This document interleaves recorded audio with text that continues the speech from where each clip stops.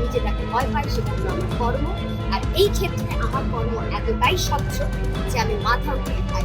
অভিনেত্রী ও প্রাক্তন সংসদ সদস্য মিমি চক্রবর্তীর সঙ্গে দুর্ব্যবহার ও হেনস্থার অভিযোগে গ্রেপ্তার হওয়ার পরও কোনো অনুতাপ নেই তনয় শাস্ত্রীর।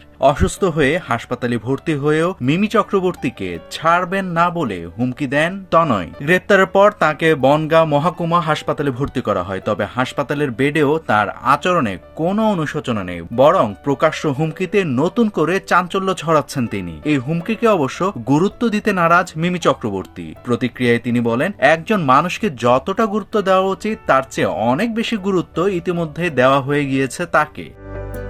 ঘটনার সূত্রপাত গত রোববার বনগাঁর নয়া গোপালগঞ্জ যুবক সংঘের আয়োজিত বাৎসরিক অনুষ্ঠানে আমন্ত্রিত ছিলেন মিমি চক্রবর্তী। অভিযোগ, নির্ধারিত সময়ের প্রায় 1 ঘন্টা পরে তিনি মঞ্চে উঠেন। প্রশাসনের অনুমতি অনুযায়ী রাত 12টার পর অনুষ্ঠান চালানোর কোনো সুযোগ না থাকায় অনুষ্ঠান বন্ধ করা হয়। তবে মিমির অভিযোগ, তনয় শাস্ত্রী হঠাৎ মঞ্চে উঠে তার গান বন্ধ করে তাকে নামিয়ে দেন। তা অপমানজনক ও হেনস্থাকর তার জন্য।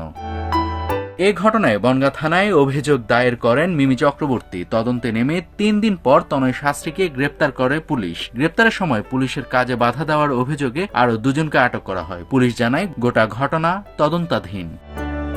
নাভিদ হাসান, সোনালী নিউজ।